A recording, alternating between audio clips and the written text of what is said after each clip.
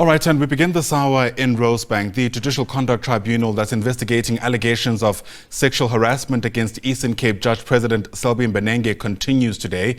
The complainant is Andiswa Mengo. She returns as a witness for further cross-examination. Watching developments is SABC News reporter Kenny Mapanga, who joins us now live from Rosebank. And Kenny, yesterday we listened as Moses Kakane painstakingly pointed out what he reckons were omissions in Mengo's initial statement. And in fact, he's questioned the legitimacy around claims whether or not that statement even went missing. Indeed, good morning to you, Ayanda, and to the viewers at home. It is day 4 of the Judge's Secretary Andiswa Mengo's cross-examination before the Judicial Conduct Tribunal. Of course, we're on day 10 of these particular hearings, or this leg of those hearings. We know cross-examination does take longer than the evidence in chief, and we may expect, even though that this was the final day set for the testimony of Mengo and her subsequent cross-examination, we may expect that the tribunal will have to, or might have to, extend into the weekend in order for Advocate Kakane to complete that cross-examination of Mengo. As you've correctly stated, the credibility of Mengo is currently being attacked before the Judicial Conduct Tribunal. Of course, cross-examination, the purpose is to test the version of events.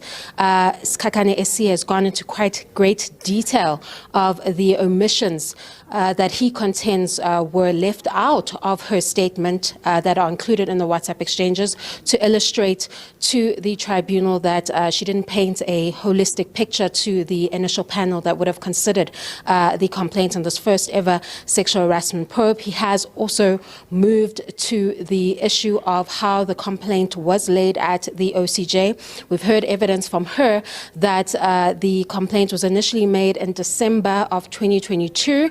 And then, of course, she testified that she received communication from the Office of the Chief Justice that her complaint had been, quote-unquote, misplaced, and that she had to lodge a new complaint. She testifies that she did this on her own and that she did not have a copy of that December 2022 complaint that she made. However, it's clear that Kakane SC, in a bid to seemingly, I guess, attack the credibility of the witness, has pointed out certain lines in that statement, word for word, that make it improbable for her to not have had the copy of the December 2022 complaint. When we left off yesterday, Ayanda, he was going through it line by line to show the similarities, even down to the errors in the statement versus the new complaint. And that, of course, gives us an idea as to why he initially mentioned in the beginning of the tribunal that he may have to subpoena the retired Chief Justice,